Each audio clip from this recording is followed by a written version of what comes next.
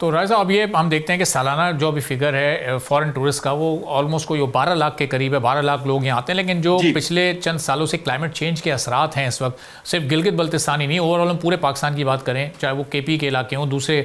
صوبوں کے علاقے ہوں، تو وہاں پر جو یہ اثرات سامنے آتے ہیں، جس طرح کے حادثات ہوتے ہیں اس میں انسانی جانوں کا بھی نقصان ہوتا ہے، لوگ کئی دنوں تک کچھ مقامات پر پھنس بھی جاتے ہیں، کہیں ریسکیو ورک ہو پاتا ہے ٹائملی، کہیں نہیں ہو پاتا، تو یہ کتنا متاثر کر رہا ہے اس وقت؟ اب یہ فورن ٹورسٹ کا فگر اور نمبر کم ہوگا آنے والے دنوں میں یا بڑھتا جائے گا؟ نہیں سر، بالکل نہیں، فورن ٹورسٹ کا نمبر کم نہیں ہو رہا ہے، البتہ ڈومیسٹک ٹورسٹ پہ تھوڑے سے اس دفعہ جو بابو سر پہ جو ایک دو کلائمیٹ ایشوز اور اس کی وجہ سے تھوڑا سا اثر پڑا، لیکن ایڈونچر ٹورزم پہ اس وقت الحمدللہ اس دفعہ پاکستان بہت اچھا جا رہا ہے، پچھلے سال کے نسبت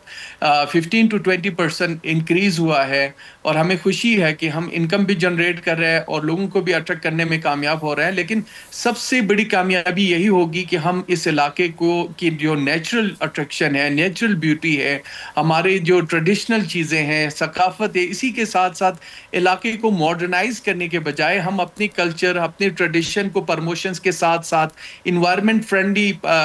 ڈیولپمنٹ کے ساتھ اس علاقے کو گرین پروونس کی طرف لے جانے کی ضرورت ہے۔ اگر ہم اس پہ کامیاب ہوا تو پوری دنیا میں گلگت بلتستان اور پاکستان میں جو اپورچونٹیز ہے ٹورزم کی، جو آپ کے پاس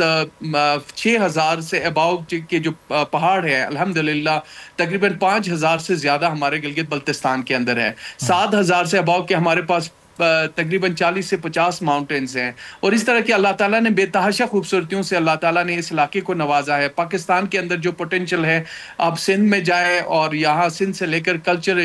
ٹورزم سے آپ ٹیکسیلا اور بدھزم کے جو ریلیجنک ٹورزم ہے، اس کے بعد ہمارے پاس ایک خوبصورت ایڈونچر ٹورزم ہے، اور ڈیفرنٹ ڈائیورسٹیز کی وجہ سے ہمیں ایفیکٹ ضرور پڑ رہا ہے انوائرمنٹ کی جو چینجز ہے، جو اس کی وجہ سے ہم